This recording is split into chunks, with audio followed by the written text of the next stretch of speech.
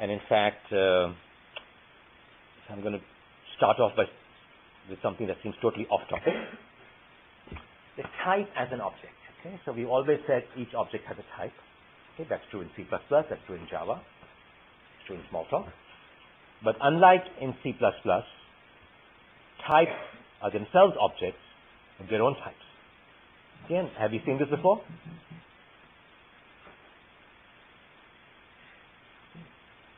Have you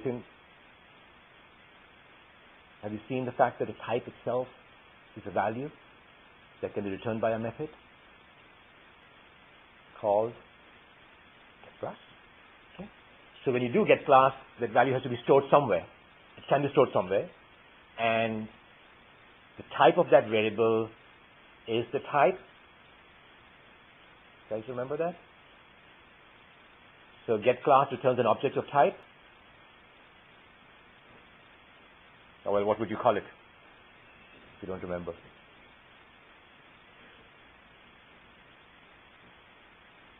So if I said object.getClass, that returns an object, what would be its class? The class, and what would be the class of class? Well, it's that weird typical. You know, and you can say, well, in Smalltalk it was class. What's the class of class? Okay, you get into trouble. So you do this. At some point you have a cycle. Okay. So object represents a new type of object. Now, okay, that's good. Type has, that seems like a reasonable thing to have. But if it's got a class, then what methods do you think you can invoke on a class?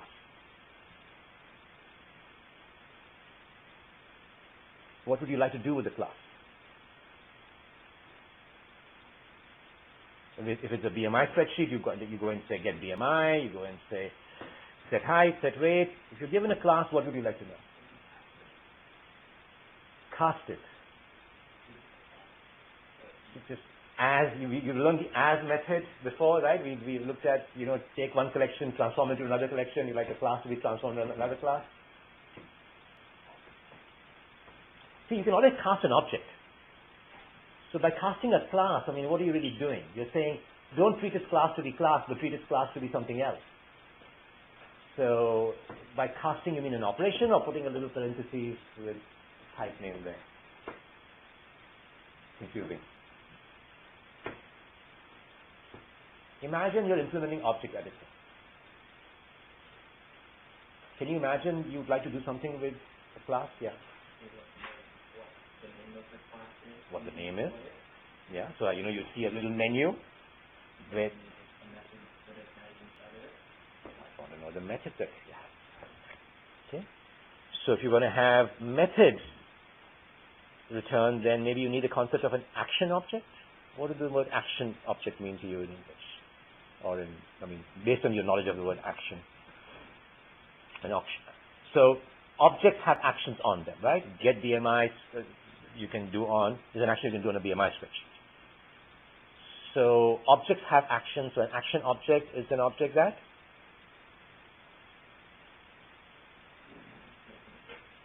has methods, but it represents what? An action, and an action would be in Java a method. So when you say, I want to know the methods of a class, what would you get back?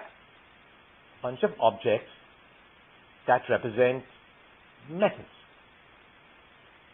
And what kind of methods would you like to invoke on a method object? Just as class as a class. Class. Methods have methods in them. The method object has methods too. Yeah.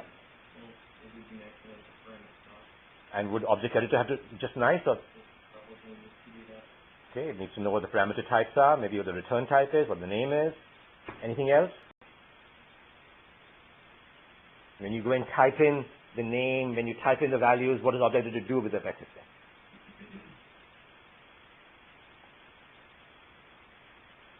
So when you go and press the button,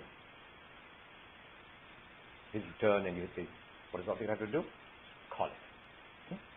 So it's an object. Action object is something like a verb, a transitive verb. Okay? A verb says do. Okay? And it's got to be told do on what, with what parameters. It's like a transitive verb. Okay? You guys learned all these terms when you were learning English? Transitive, intransitive, subjects. When did you guys learn this? Early on? You did?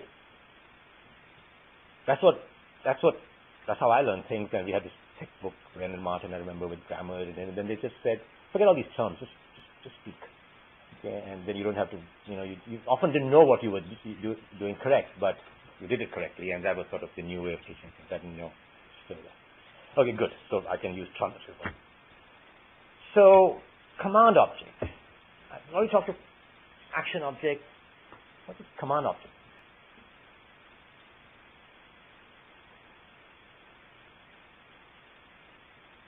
So move is an action object. Okay. What would be a command corresponding to move? So command and move seem like synonyms, right? Would an object like move the member would like move to It's the verb, transitive verb with the subject, object. Okay. So you say move by how much?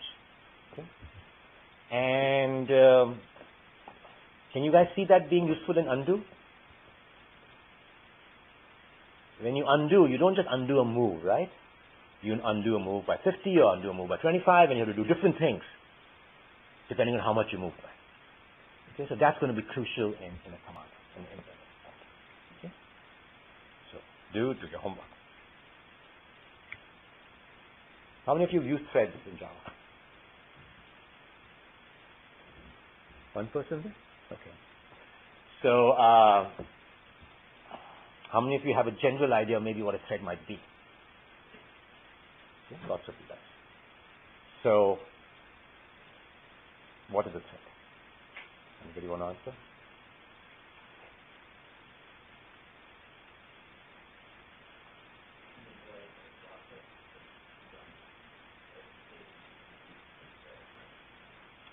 Somehow doing actions, multiple actions at the same time.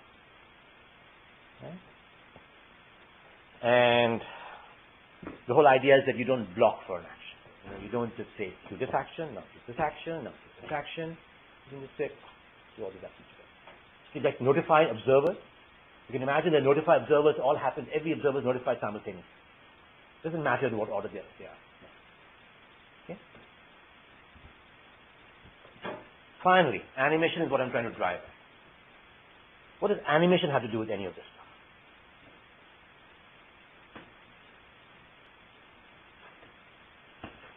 Why don't you know enough to do animation right now?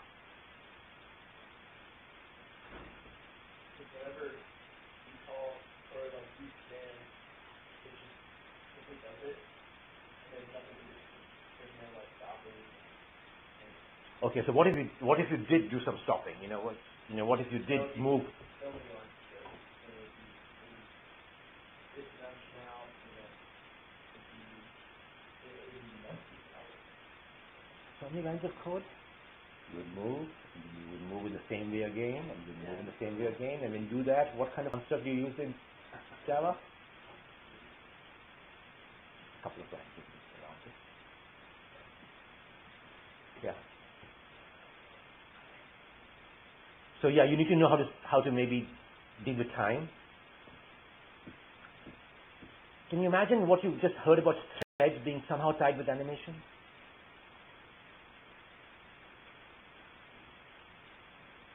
When you open a web page, yeah. Well, if it's non-blocking action indication, then I guess I'm not sure if it's actually using threads or not using threads. Because if it's using threads, then Yeah, non-blocking you got to use threads. what? In non-blocking you have to use threads. Okay. So somehow is animation somehow non-blocking? Yeah. Well, all these characters moving around at the same time. So you have one character jumping around here, one character jumping around here maybe, and they're just independent loops. You have to coordinate these loops together. That would be nice. So you say, okay, let me do this animation here. Now let me go and move to this animation. Let me do this animation. That is really nice. Okay? But fortunately, you can just make all of these animations independent code, independent loops, and have somebody else doing it. So that animation, and in fact, you'll be animating a command. Okay? That's how it all ties together. And undo redo, we just said you're basically undoing and redoing commands. Okay, that's the basic. You've got the basic concept here. Now it's going to be detailed. And let me just show you the class object. Okay. So what am I going to do right now? I'm going to create a BMI spreadsheet, and I'm going to say print its properties. Just as, so find out all its properties and print it. And we want print properties to work for any object. So I go and say new Cartesian point, I say print properties, and the print properties will work for Cartesian point, and I will look for BMI, which means print properties must be taking an argument of type object. It can't be just tied to a particular class. Okay? That's the kind of stuff I have to do. So let's see how we can write this print properties. And this is how it's working. It says weight, height, BMI, It also goes and shows a property called class. And it says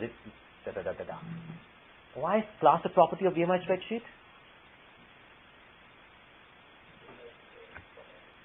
There's a method called getClass, and our definition of property said if you have getP, no parameters, that's a property. Okay, as it turns out, object just filters that property out. Okay, but that is a property, and so that's why it's printing the class out in both cases. Okay, and so how does this work? So print properties accept an argument to arbitrary type, so it must go and do something like this. So it goes and says, hey, I've been given an object, I know nothing about it. Let me go and figure out its class. Okay, and I can store that in the type called class. Okay, then I'm going to get its methods, and there'll be a list of methods, and we're going to store that in an array of type method. Okay, this is interesting. Method is the type of a method. And I'm going to go through all these methods and try to figure out if each method is a getter or not. Okay?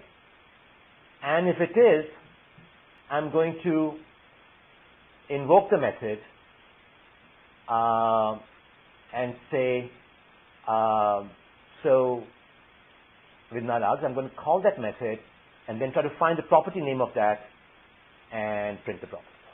Okay, so that's what this code is doing. Okay, it's printing out the value of each property. That's what it was doing. Okay? So printing out the name of the property and the value of the property. The way you get the value of the property is by invoking the method that is the getter for that property. That's what this is saying. Okay? So let's go and see. The hard work is somewhere else, but the main point here is that method is the type of a method, class is the type of a class. And, the fact that class is a parameter is not very new to you. I mean, when you did generics, essentially class was the parameter. Okay? And you went and said, create a generic string or create a generic BMI spreadsheet. Okay? And you typed and typed. Okay? And by class, they really mean type. Interface also is in the class, the type class is the type of both an interface and a class. Okay? The type of an object type. So, but here the difference is but generics was all compile time. Okay, there was nothing, no information left at runtime. This is now runtime. Okay, that at runtime you can store this value. So we call this class reflection. Invoking methods in a class to create new instance or to learn its properties. And can you guys see why the word reflection would be used here?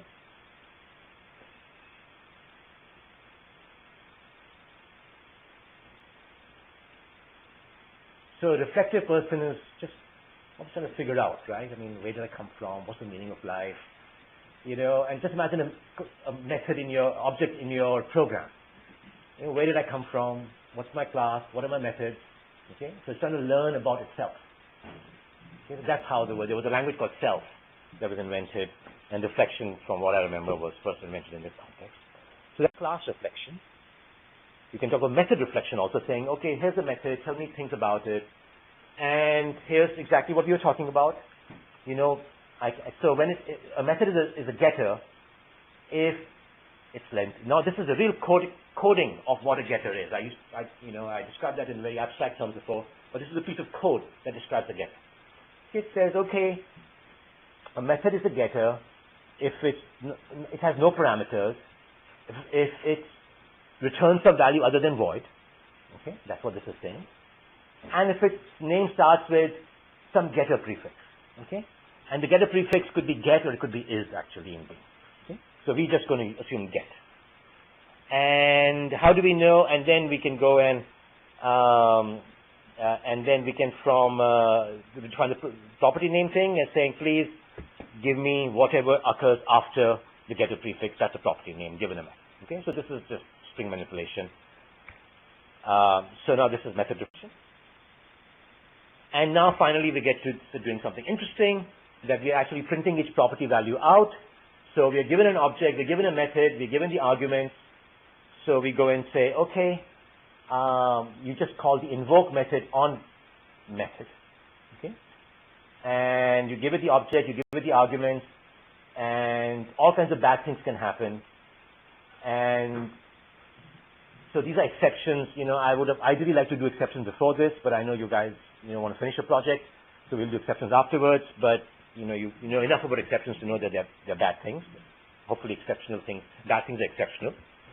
And one of the bad things that can happen is illegal access.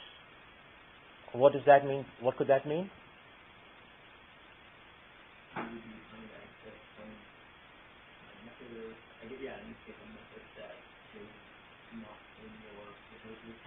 So when you try to access a method at compile time, that's not in your scope. Okay? The compiler goes and says, sorry, you can't do this. Either go and make that method public or make it protected. But this is being done at runtime.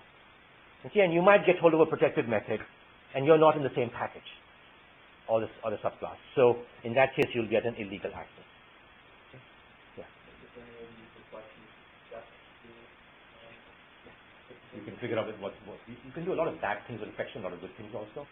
You can check the access, and you can even go and set access. You can say, yes, I know I can't do public, but I know what I'm doing. So set access to true. And then you can go and call a private method. Okay? So you can, it's like, you're saying, oh, I want to live dangerously. Yeah, I really know what so you allow that to happen.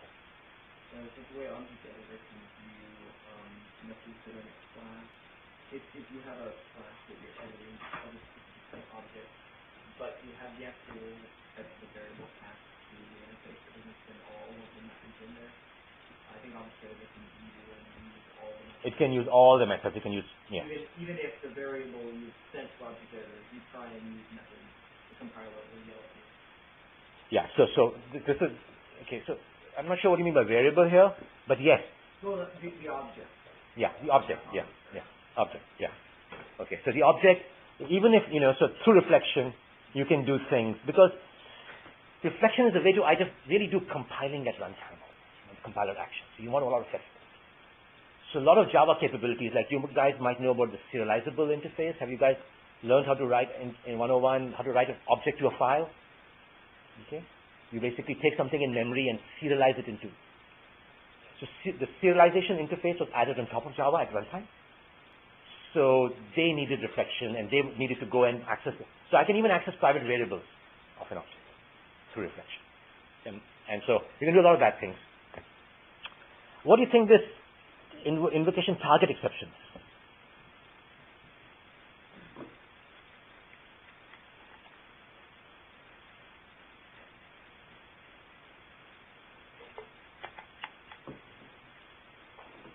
So at compile time, if I do get BMI on a BMI spreadsheet, that will work, right? If I do get BMI on a Cartesian point, compiler will yell, right? At runtime, I'm saying, take this method and invoke it on this object. This could be any object. It could be Cartesian point, it could be BMI spreadsheet. This could be any method. It could be get value, it could be get X. Okay? All the checking that was happening at compile time now must happen at runtime. So you're basically saying, sorry, the arguments, the object, and the method didn't go together. Something bad happened. Either you give the wrong argument to the right method, or the wrong method to the right argument, So you don't want to use reflection as a way of programming. Okay? But sometimes it's useful. Okay? And as you've seen in object editor, I rely on reflection. Okay? So this is making errors more clear to you, that what were compile time errors become now exceptions. because you're doing all this fun stuff. Okay, so there's been a big debate in programming language design between doing a lot of checking at compile time and not doing a lot of checking at compile time. Okay, Smalltalk did most of its checking at runtime. So I did all the message, so you could get at runtime a message saying, sorry, message not understood, which means that, you try to invoke a method and that method doesn't exist. And then Java went to compile time, and then Python reinvented Java and said, Python reinvented Smalltalk and said, oh, we won't do a checking at compile. Okay? And then if you don't do too much checking, you don't have to write too much, you don't have to, describe what you're doing. And so this is sort of showing you how you can do Smalltalkish or Pythonish things at runtime. Okay, so this is what we just said. Okay, now this is a very interesting thing. I have a method called method invoke that takes as an argument another method, and to do its work, it calls the argument method. Right? Method invoke just goes and calls invoke on method. So you call method invoke and it says, oh, give me what method I got, and I'll go and execute that. This seems like crazy programming too. But this is what you do if you were programming in functional language. You have functions that take other functions as arguments. Okay? So if you have a function that takes no function as an argument, it's a first order function. If you have a function that takes another function as an argument, that's a second order function. If you have a function that takes a function as an argument, that takes another function as an argument, it's a third order function. And you can do a lot of nifty stuff. Okay? So, yeah. So for threads, they're taking multiple. So we'll get to threads, we're getting ahead. But yes, one way to do a thread, because a thread, you can think of procedure call as a call, or a method call as a call that waits. Okay? So you go and say, make this waiting call. Get BMI, please, caller, block me till I get the value. Okay? Set height, please block me till set height is done. Okay? A thread is just a non-blocking execution of a method. Which means, but you can't do it yourself, so which means you have to create a thread object that will do it for you, and you have to go and tell the thread object what method to execute. Essentially. Okay? We want to deal with all these exceptions. We want to make sure these exceptions don't occur, so we'll try to do something more complicated. We'll create a command object. But if you were to use action object, that's exactly what. That's why I wanted to just talk about this stuff. I want you guys to understand a little bit about the tool you're using, but more importantly, to have a gentle introduction to threads. Okay, so you have a reflectable type object. You have things like new instance, get name, get methods, get interfaces, get supertype, get subtype. One of these things doesn't exist. Get subtype. We talked about that too. Okay, we don't know all the subtypes are there. Okay. And what you reflect on may not be just a class, it may be an XML object, schema, something like XML schema. The schema is just like a class. And you may reflect at runtime and say, oh, what did I get? So you have two computers, one computer has gone and invoked a web service, and another computer, which is a web service, and it goes and says, okay, tell me what I got. And so this reflection idea happens a lot in programming language context and other contexts. And an action object is something that has an execute method. It may be called execute, may be called something else. But that execute method takes what object the action should be invoked on and what the parameters of the action are.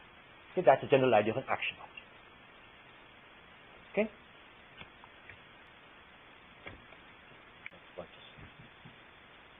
And a reflectable action object is something that you can learn about. Okay? The method is a reflectable action object.